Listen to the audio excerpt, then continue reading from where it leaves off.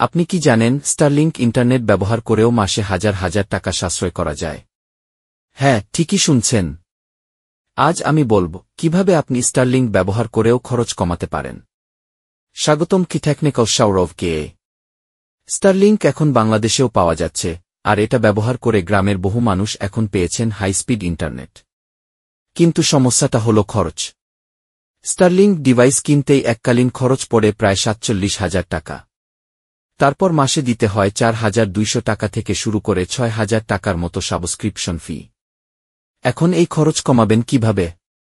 উপায় ১, শেয়ার করে ব্যবহার করুন। আপনি একা স্টারলিংক ব্যবহার না করে যদি প্রতিবেশী ২-৩ জনের সাথে ভাগ করে নেন, তাহলে খরচ একদম অর্ধেক বা ১/৩ নেমে আসবে। যেমন ধরুন ৩ জন মিলে প্রতি মাসে ৬,০০০ টাকা দিলে আপনার খরচ পড়বে মাত্র ২,০০০ টাকা। উপায় ২, ওয়েফে ব্যবসা করুন।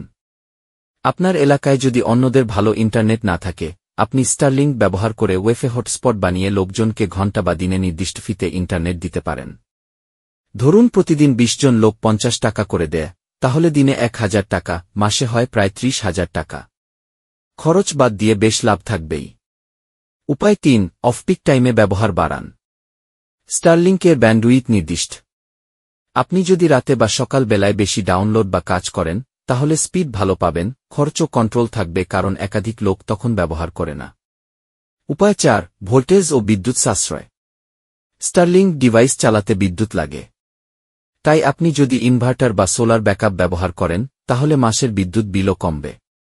কম পাওয়ার কনজাম্পশন রাউটার ব্যবহার করলেই আরও ভালো ফল পাবেন। উপায় ৫, প্যাকেজ বুঝে সাবস্ক্রিপশন নিন।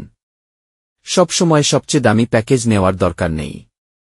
লাইট বা রেসিডেন্সিয়াল প্যাকেজ আপনার প্রয়োজনে যথেষ্ট হতে পারে। যদি আপনার ডিভাইসে একসাথে খুব বেশি ইউজার না থাকে, তাহলে সস্তা প্যাকেজেই কাজ চলবে।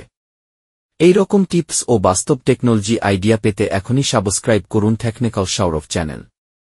শেষ কথা, স্টারলিংক যদি সঠিকভাবে ব্যবহার করেন, তাহলে শুধু খরচই কমবে না, বরং আপনি এটি থেকে উপার্জনও করতে পারবেন। ভিডিওটি ভালো লাগলে সাবস্ক্রাইব করুন টেকনিক্যাল সৌরভ এবং শেয়ার করুন বন্ধু ও পরিবারের সাথে, জানুক সবাই প্রযুক্তি দিয়ে কিভাবে খরচ বাঁচানো যায়।